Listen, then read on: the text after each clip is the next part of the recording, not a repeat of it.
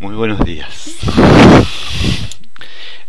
Esta es la clase sobre género e identidad utilizando Yentel, que se las voy a dejar grabadas como segundo plan B, para que la vean en diferido. Entonces por ahí se transmita esta clase, lo cual me da la posibilidad de que ustedes la puedan compartir.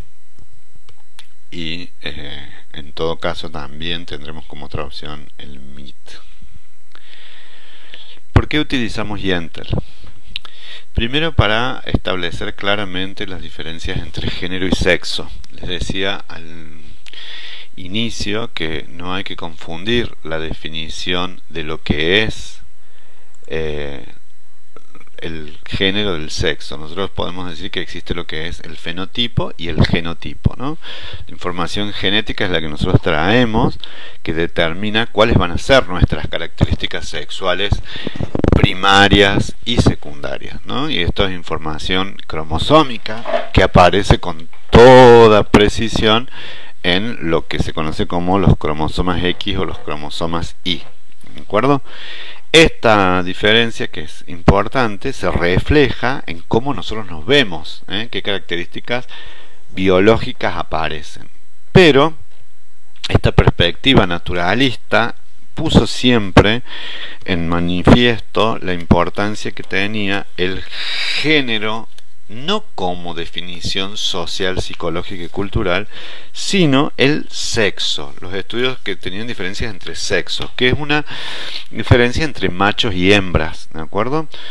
Entendiendo que esta es una definición absolutamente acotada, nosotros ya hicimos la introducción de que el género tiene que ver con una cantidad de modalidades, que tiene que ver con una cantidad de comportamientos, de modos, de maneras, pero sobre todo de procesos de identidad, de saberme quién soy, cómo me siento, cómo me comporto y qué se me va a atribuir en función de lo que se espera de mí o no. Y en esta dirección es lo que yo les decía, que la primera lectura hay que hacerla siempre en el plano religioso, filosófico, cultural y básicamente contextual e histórico. Por eso habíamos empezado leyendo el Génesis, en donde decía, bueno, Dios hizo al hombre y a su imagen y semejanza, y después de su costilla sacó a la mujer, y después de que cometen el pecado de acceder al conocimiento, entonces queda el sudor del frente para el trabajo al varón y el dolor a la mujer en la aparición.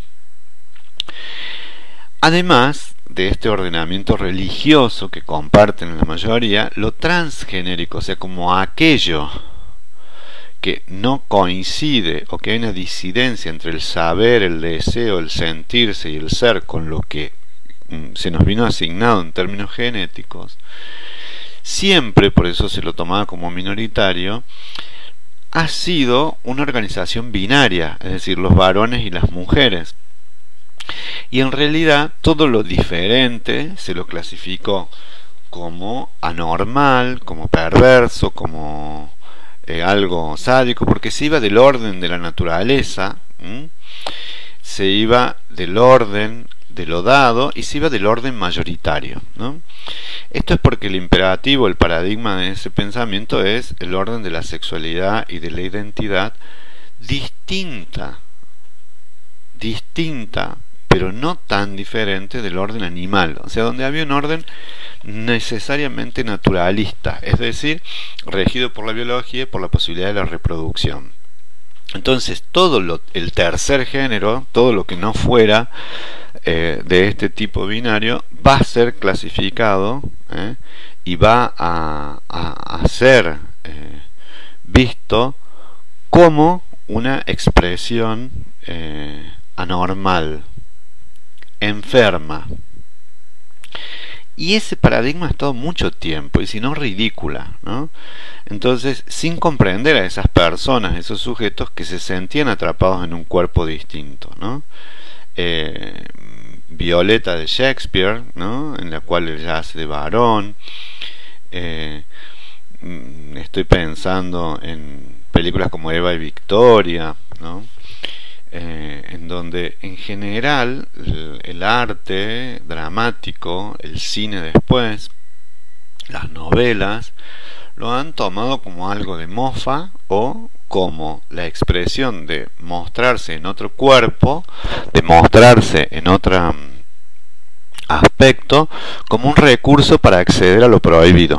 En este caso, Yentl es el recurso para acceder al conocimiento, y básicamente esta posibilidad de acceder al conocimiento se hace transformándose en varón, mostrándose como varón, y ese mostrarse como varón quiere decir que debe adaptar y adoptar las costumbres, los modos y las formas, y esta es una comedia musical de Michel Legrand, que está pensada en que lo que accede es literalmente al conocimiento, el estudio del Talmud. Y entonces en este tránsito hay una escena donde se ve la primera transformación, que tiene que ver con cortarse el pelo y parecerse un varón andrógino, ¿no? Entonces les había dicho que siempre que ustedes lean cisgénero, quiere decir que es una persona varón que se siente varón y se comporta como varón, mujer se siente como mujer y tiene las características biológicas de mujer. Eso es cisgénero. Transgénero es que adopta las características físicas,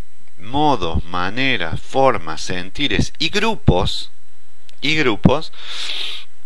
los que siente que se reduce esa disidencia. Que esa disidencia puede, esa discordancia, llegar hasta la necesidad de operar los órganos genitales.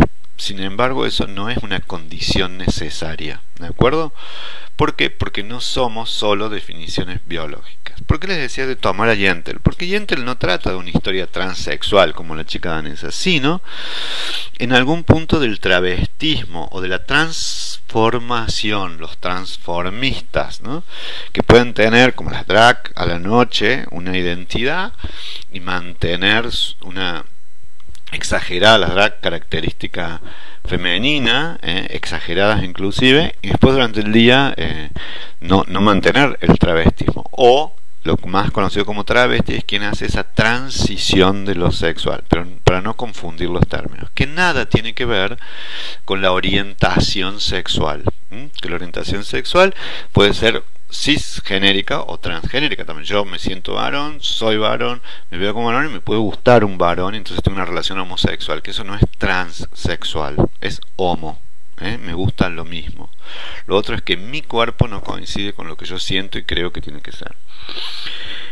Y lo mismo puede suceder con una mujer. Entonces, aclarado esto, la primera acción es resolver algo que era la culpa, ¿no? Es decir, bueno, perdóname, padre, porque voy a hacer algo que está prohibido y voy a producir una disidencia que es moral, es una disidencia que es religiosa, es una disidencia que es cultural, y voy a trastocar el orden de lo enseñado y voy a ir en contra de aquello que está escrito, porque efectivamente también el género está escrito, ¿no? Hay atribuciones que le son propias a los varones, que le son propias a las mujeres, implícitas, y otras explicitadas. Poner el cartelito de varón y mujer se explicita: esto es solo para varones, esto es solo para mujeres, ¿no?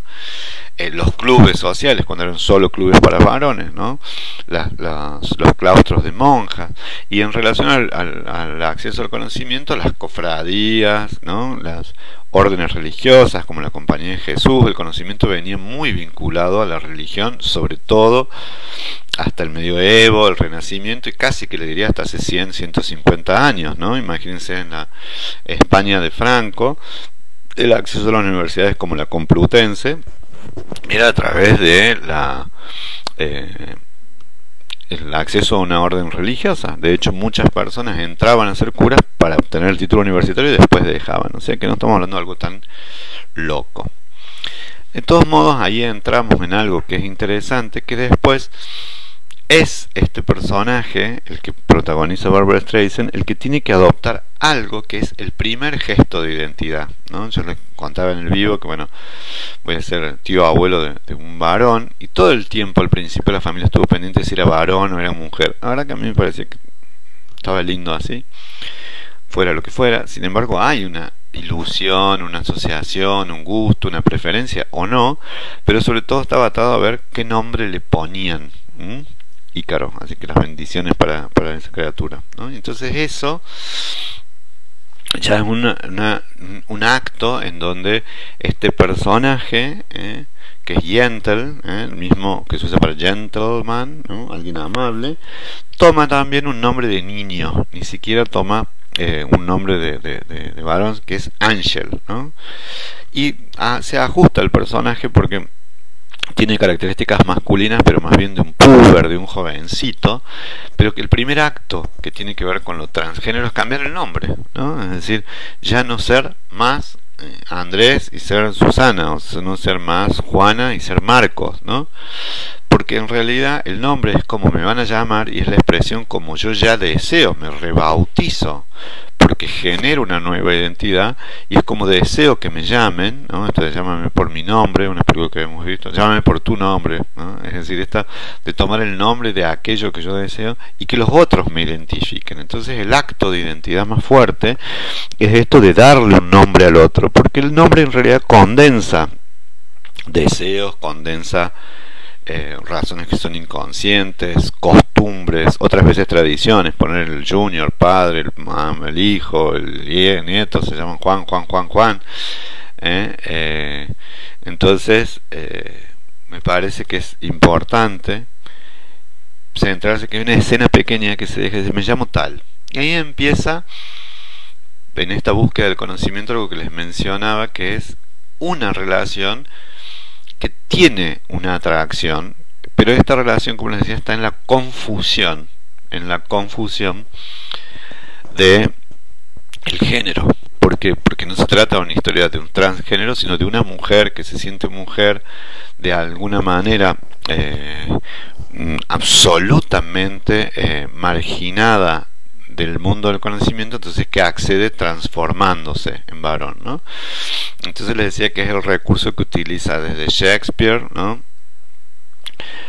Cuando hace que dos hermanos han naufragado, entonces ella hace de varón, ¿no? Que es Violeta,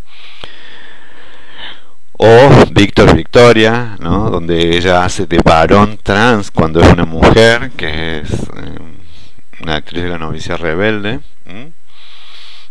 que la actriz de La novicia rebelde es Julie Andrews. Y en otras donde se le pide a alguien que haga algo como de mujer, como en Mrs. Doubtfire, del cual se lo aleja de sus hijos, y es interesante esa novela, se lo aleja de sus hijos varones, de sus hijos menores, perdón, creo que tiene un varón y una nena, una cosa así, y entonces él saca lo mejor de sí en lo que está autorizado para el otro género y hace de una niñera grande, Mrs. Doubtfire, ¿no? Y en Tootsie, genial película con Dustin Hoffman también, pero es interesante el recurso este de parecerse a ser y ser, porque en todos los casos hay un engaño y ese engaño va a ser roto. Pero en ese ejercicio del engaño, que eso me parece muy interesante, en ese ejercicio del engaño hay algo de virtuoso, de verdadero, ¿no?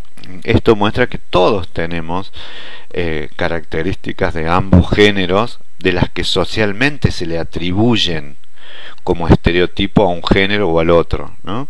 Es decir, a los varones se nos atribuye como una especialidad la decisión, la acción, la vida pública, estar afuera, pero eso es una construcción, no es una naturaleza, una construcción social hegemónica en un contexto patriarcal. Y a la mujer la pasividad, el estar en la crianza de los niños, etcétera, que todas tienen un anclaje, por supuesto que hay un anclaje biológico, porque biológicamente somos diferentes varones y mujeres, y la gestación, nomás la gestación de un bebé, implica una disposición vital hacia otra persona, que implica a veces cuidarse, otras veces se lo lleva sin muchas dificultades, pero implica una disposición que los varones nunca la tendremos, una experiencia que no sabremos de ninguna manera qué tan fascinante, pesada o difícil de sobrellevar es.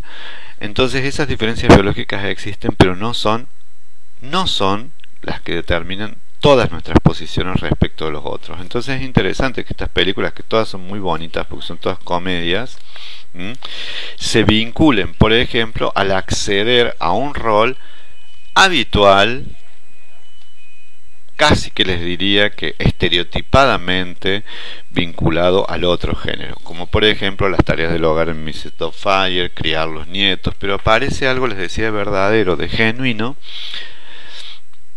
que es esto de que salga en nosotros algo que no aparece mucho, porque la prescripción social y la proscripción social, o sea, aquella que se nos dice, que se nos autoriza, lo que se nos prohíbe, funcionan como guiones más o menos limitantes, o lo que decían otros autores de la teoría del desarrollo, van a tener como, bueno, varios, como Brandstetter, bueno, diferentes tipos de autores, no importa, plantean como restricciones, ¿no? Es decir, porque yo puedo hacer todo lo que quiera como varón con ciertas restricciones de carácter semiótico, primero duras, mi biología, entonces yo podría acceder a una cirugía, sí, pero es una restricción en donde cual tengo que hacer grandes intervenciones hormonales, quirúrgicas, otras que tienen que ver con lo secundario, porque es una restricción. El género me habilita, pero me restringe también, ¿no? Pero después va a haber otros tipos de restricciones que tienen que ver, que yo las tengo que superar. No quiere decir que el self no las pueda superar, ¿no? Como les digo, las restricciones del conocimiento, ¿no? Las restricciones epistémicas, o sea, hay un límite, porque este cuerpo, este envase, este modo de pensar, estos años de interactuar me impiden y me habilitan a otras posiciones, ¿no? Tanto en la sociedad, digo, tanto en el eje de lo social como en lo interaccional. Y acá aparece lo que les decía, el primer conflicto, que es el gran conflicto de la comedia musical, porque es una comedia musical, y que básicamente es, y eso es muy importante para mí que ustedes lo vean, en esa comedia musical, que aparece el enamoramiento de una mujer vestida de varón con un varón, y ella va a romper todos los límites posibles. ¿Por qué? Porque se involucra en el matrimonio entre dos mujeres, habiéndole engañado a toda la sociedad que es como varón. ¿Y por qué? Porque la candidata Estajadas tiene a su pretendido real, ¿no? Que es Abigador, ¿no? Algo que es central y que es muy muy importante, y que es que este muchacho Abigador ha perdido, se ha suicidado, su hermano, entonces queda absolutamente excluido de la selección que hace la familia. Entonces hay un juego donde este personaje que está atraído por Ángel, ¿no? Que es Abigador, es un varón mayor, es alguien que le gusta la capacidad que tiene, porque es fabulosa la forma que tiene de acceder al conocimiento Ángel, la capacidad para pensar libremente. Se lo selecciona precisamente porque hace muchas preguntas, se lo selecciona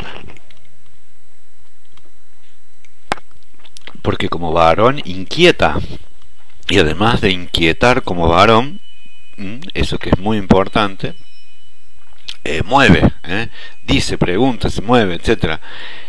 Y en ese punto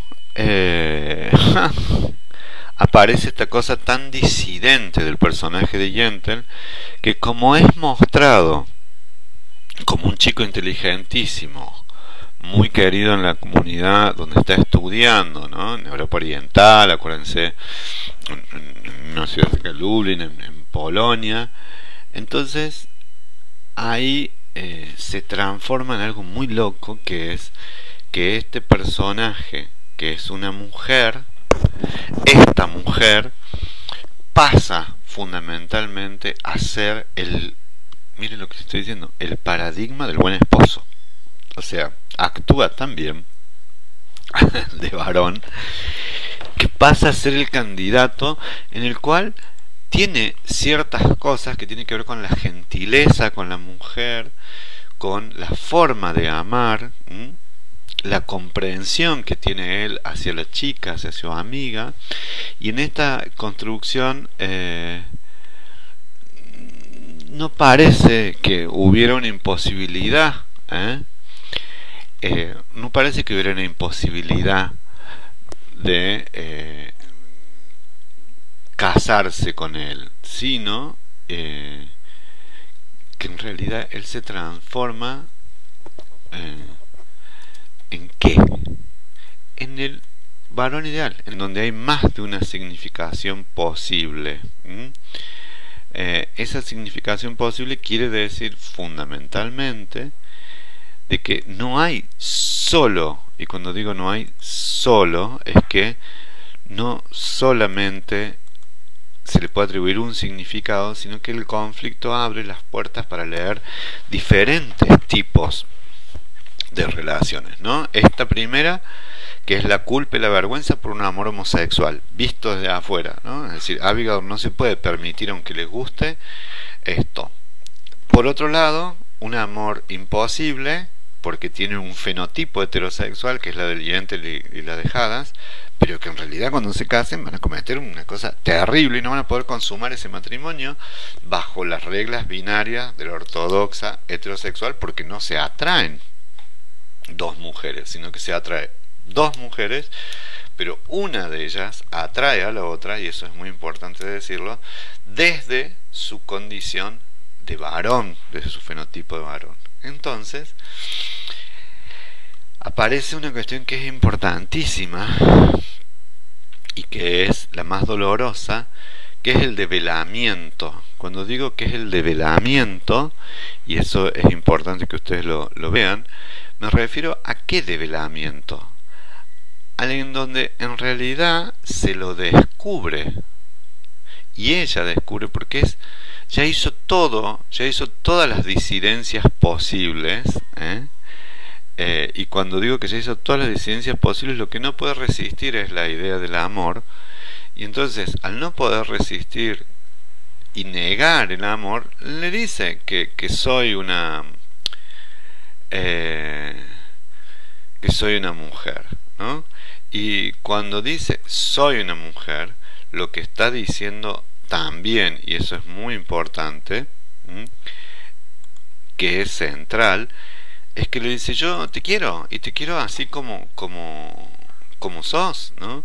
Entonces yo no me perdería la cantidad de imágenes que hay donde todo esto sucede en este personajito que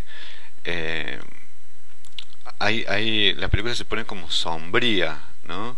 Se pone como empieza a llover, se pone gris, porque empiezan las atracciones sexuales. Dice, me estás tocando, vos me ves, y dice, sí, vos me tocas, le dice Abigail, y en esto hay como una extrañeza que no se entiende, ¿no? Porque él se está por casar, ella está tristísima, y lo que va a suceder es que se enteran del suicidio, ¿no?, del hermano. Entonces queda absolutamente habilitado él para volver a enamorarse, y ella no estaría perturbando un matrimonio. ¿Por qué? Porque es un sujeto ético, ¿no? Entonces, esto que les digo es que va a ser los dos movimientos, ¿no? El sincerarse, y en ese movimiento de sincerarse va a hacer algo en donde ella le dice, y eso se lo quiero decir textualmente, dice, ya vas a conocer a alguien. Entonces dice, bueno, y quizás aparezca otra persona en tu vida, porque ella se está enamorando, ¿no? Y esa otra persona que aparezca en tu vida, bueno, podrá tener el color de otro pelo, puede que no sea tan bonita, le dice, puede que qué sé yo, que tenga el pelo color castaño, le va diciendo cosas, y él le dice, si apareciera no me daría cuenta, o sea, sería invisible. Y esa es una comprensión que tiene el personaje, ¿no?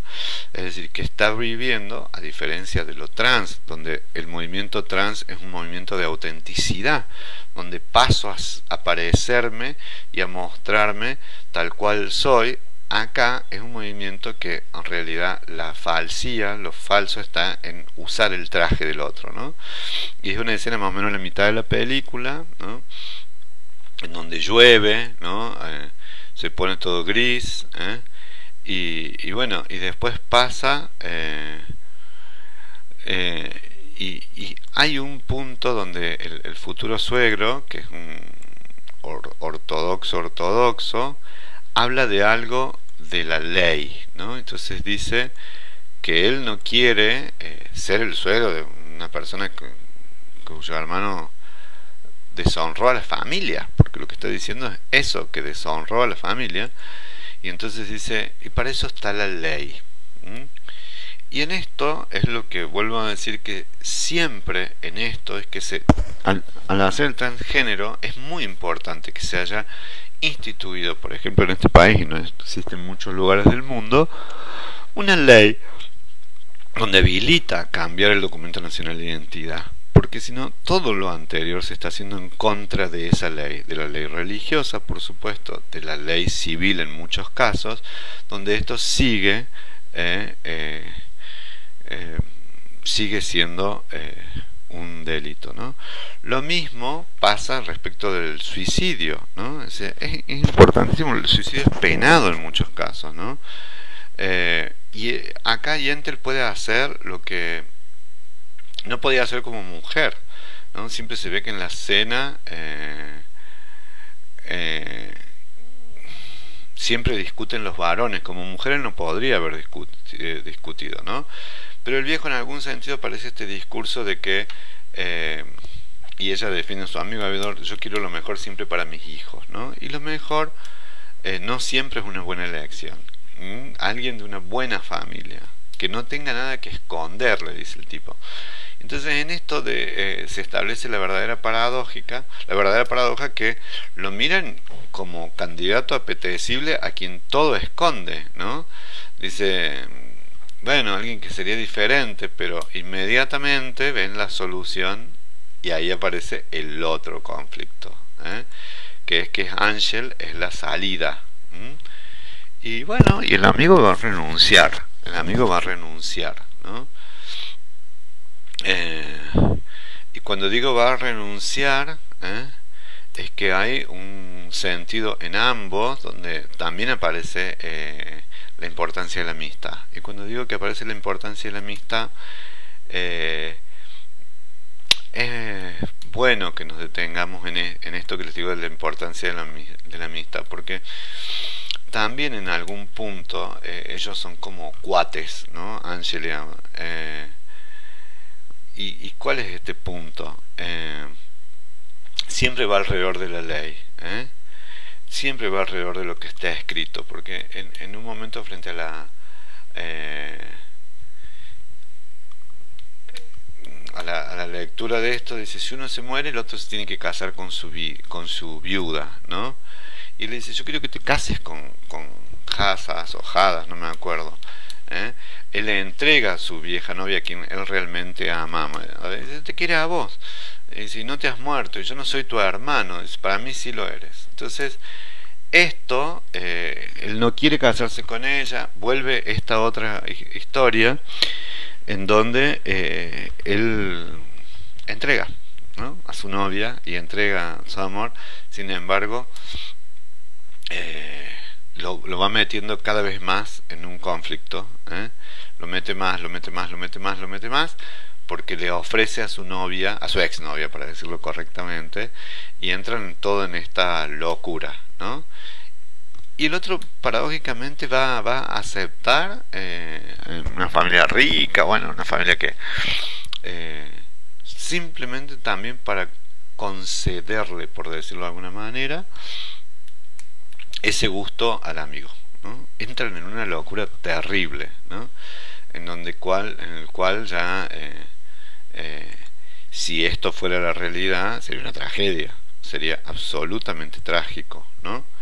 Y cuando digo que sería absolutamente trágico, sería una posibilidad absurda, porque imagínense ustedes en el cuerpo de los padres o de las madres de esa chica que se casó con otra chica disfrazada de varón, o sea, porque lo que se produjo es un engaño, ¿no? Y después se ve la interacción amorosa entre, bueno, principio del siglo pasado, hace 100 años, 1920, por ahí, en donde se ven los cortejos, que eso me parece interesante. La niñita le sirve el té, le acerca, y se sorprende que en realidad él está tratado con una cortesía que le es muy rara, y esa cortesía que le es muy rara es una cortesía para los varones, por lo cual Ángel, en este caso creyente, le está absolutamente sorprendido, ¿no? Pero bueno, ya está generada la historia de amor, y hay unas partes que a mí me gustaría verlas, que es esta cuestión del travestismo cuando va al sastre, ¿no? ¿Cómo llegué tan lejos, ¿no? ¿Cómo llegué hasta acá? Porque le están preparando y le tocan en la entrepierna, y que el juego se pone más difícil, más arriesgado, porque lo están vistiendo de varón, entonces está fantaseando y está trabajando sobre lo próximo, que es el casamiento, y que es la parte más graciosa, ¿no? Y dice, voy a ser varón, me voy a escapar, me tengo que ir de esto, me estoy casando, pero nunca dice que no, nunca jamás dice que no. Y de dónde nace mi rostro el hombre ni de una mujer, nadie conozca mi rostro, no se puede escapar, y se casa, y entonces se ve todo el casamiento en este baile judío como una pesadilla, ¿no? Uno dice, ¿se está casando o no se está casando? Porque todo eso que tiene que ser vivido con alegría, etcétera, no llega ni a consumar el matrimonio, se va transformando en una amistad, él en un hombre considerado, bueno, pero que en realidad lo que no se puede dar es consumar sexualmente. Por eso es importante esto que les decía al principio del Génesis, de quién es el varón y quién es la mujer, y que en realidad estábamos hablando como de las verdades sexuales, ¿no? Esta es la tercera parte de la clase, en la cual en esas verdades aparece lo más importante, que es finalmente quiénes somos también en la intimidad. Y cuando digo quiénes somos en la intimidad, me estoy refiriendo puntualmente a que lo que está en juego es quién soy para los otros y quién soy en la intimidad y quién soy para mí mismo. Bueno, este conflicto hay un punto que ya casi lo devela el vendedor de libros, ¿no? Porque miren que la reconoce, porque le ve esa cara, y entonces en eso ya se va viendo, que no se puede fingir más, ¿no? Y la esposa ya quiere una respuesta, ¿no? Es decir, ya no le parece, no le es interesante estudiar, dice, quiero el amor, ¿no? Entonces le cuenta cuentos, la aburre, entonces nada, ya se va viendo que ese matrimonio no puede avanzar, ¿no? Y cuando digo que ese matrimonio no puede avanzar, nada, también aparece la imposibilidad de enamoramiento con respecto a, ¿cómo se llama? Avigador, algo así, y en esto aparece la necesidad de la verdad, ¿no? ¿Por qué? Porque ya no se puede sostener más la mentira, y de esto me parece que es muy importante, ¿no? Es poder comprender que no se puede sostener una identidad aunque uno esté en una condición biológica diferente, porque pasa a ser un fingimiento, el vivir el fenotipo de varón, cuando se siente que y dice, ya no puedo más, no doy más, alguien me tiene que oír, y esto parece una necesidad de la escucha. Yo les pediría que vuelvan a ver la peli, porque ahora van a escucharlo como si efectivamente estuviera hablando una persona trans, en la que dice, bueno, tengo que romper el silencio, tengo que salir, necesito amar, que alguien me toque, que se sepa quién soy, ¿no? En este caso es salir del lugar, del disfraz este en el que Yenter está aprisionado, que es aprisionada en realidad, ¿eh? Entonces esa urgencia aparece con el develamiento. Y cuando digo el develamiento, ella confiesa a su amigo, ¿eh? Primero la chica se va porque ya no se puede sostener, entonces, y esto pasa muchas veces, ¿no? Ya no se puede sostener lo sexual, entonces parte, y en este parte con el amigo, en este viaje, le dice la verdad, ¿no? Y dice, siempre has estado escondiéndote, asustado, bueno, le pregunta cuál es el secreto. Y ella le dice todas las dificultades, si no pudieras estudiar, si no pudieras vivir, imagínense si tuvieras que hacer las cosas escondidas. En realidad está hablando del derecho de la mujer, ¿no? Entonces dice, como está naturalizado, dice, ¿cuál es tu problema en relación a esto? Y entonces se empieza a desnudar, es una escena plena de intimidad, saca la camisa, se desviste y entonces el amigo ve que es una mujer, ¿no? Y se te lo muestro para que vos testifiques ante los rabinos, ¿no? Dice, no puede ser. El otro dice, no, ¿qué hiciste? O sea, y ahí aparece algo que, como les digo, esto es una comedia, creo que hubo una discusión, y le dice, sos un monstruo, es un pecado tras otro. Dice el otro, yo quería estudiar, dice, sos un monstruo. No deben las mujeres vestir la ropa de hombres, sos un demonio. Y miren ese monstruo, demonio, desobedeciste los mandamientos, lo echa, le dice barbaridades, has escupido la Torá, y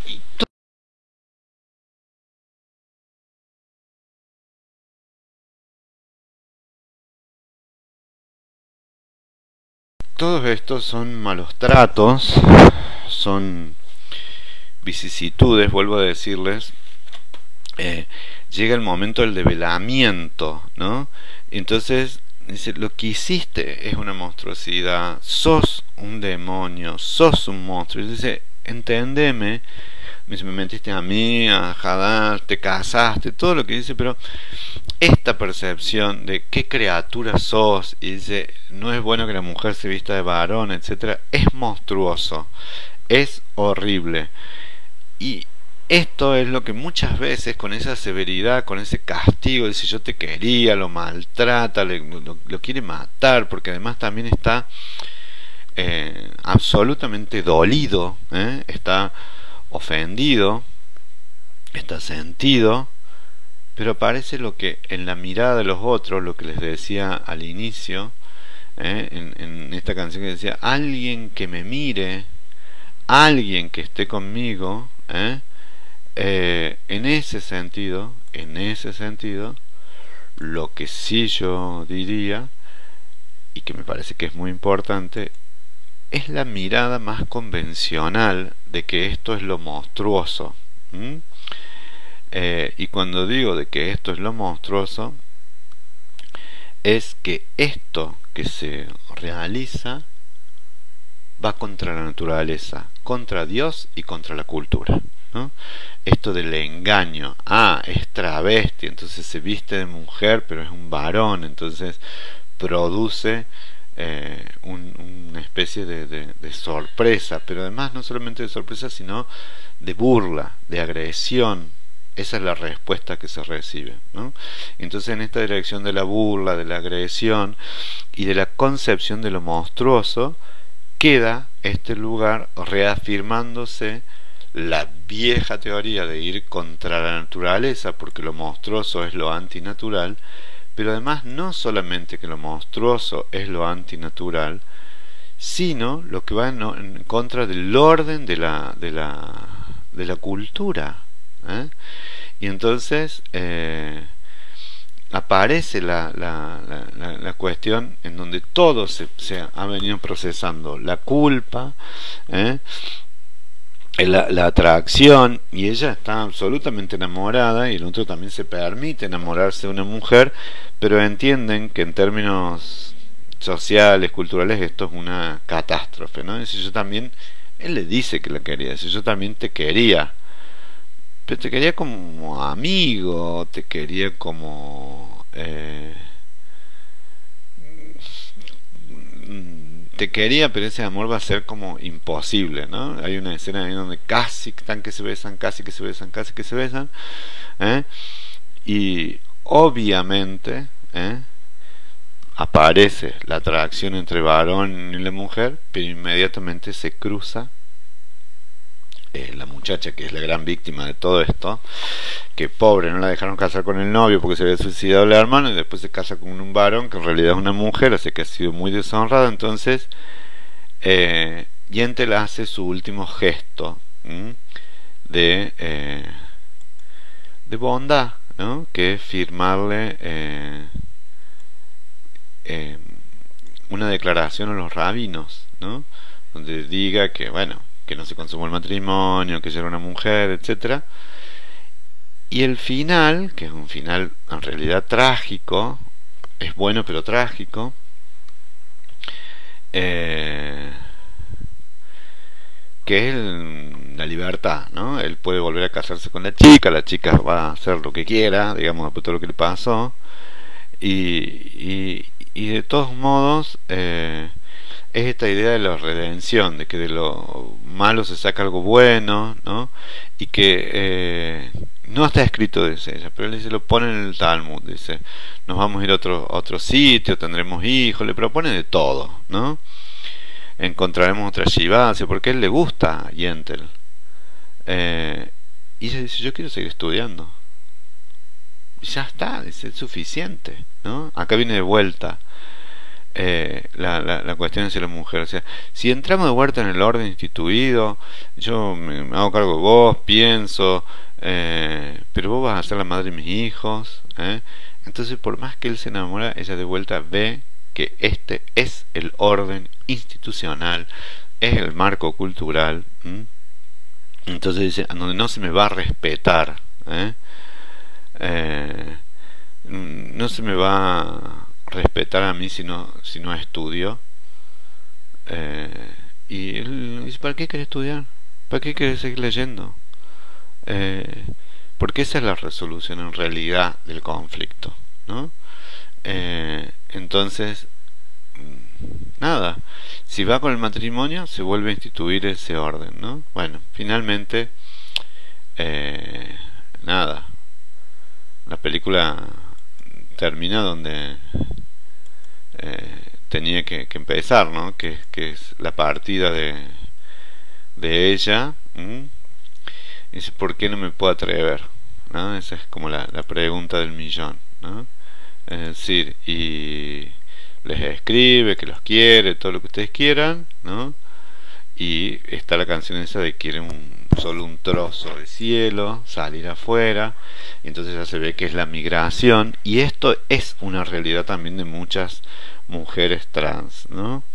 Que es tener que renunciar a su familia, tener que renunciar a su lugar, y entonces por supuesto que la contestación es hacia el padre. Resuelta la culpa, toma la libertad, en este caso sería de la migración, en otro caso de la identidad sexual, y entonces dice, papá me ves, papá estás ahí, y ya se lo ve cantando en el mar. Creo que esa fue una resolución diferente que se hizo, y entonces en función de esa resolución que se le dio a la película, me parece que también es un salto a la comprensión de esto de lo sexual. La primera, por sobre todas las cosas y por encima de todos, es esto: haber entendido que hay un orden instituido de lo cultural, que ese orden está asociado a un mito, o a mitos, varios mitos, a varias narraciones, que luego suele atarse a lo religioso, que también se vincula a un orden natural. Entonces todos los estudios de género, etcétera, están produciendo una ruptura de un paradigma muy convencional, no a partir solo de la academia, sino central y puntualmente a partir de lo que fueron las luchas de identidad y los derechos, y esto es interesante, de las personas transgénero, ¿no? Bueno, con esto hemos abordado esta clase de Yentl. Ya en la próxima vamos a hacer una clase de pasaje, estamos en abril, para las próximas películas, que van a ser dos. Una ya la vimos y la comentamos, que son El espejo tiene dos caras, y otra es El príncipe de las mareas, en donde vamos a ver la cuestión del conflicto, vamos a ver la cuestión de la fraternidad, y también por supuesto la cuestión del género y el enamoramiento. Bueno, hasta aquí llegamos, les agradezco muy mucho. Ha sido muy interrumpida la clase, pero en esta hemos cerrado lo que veníamos trabajando. Nos vemos. Y muy buenas tardes, noches o días, de acuerdo a cuando la vean. Abrazos.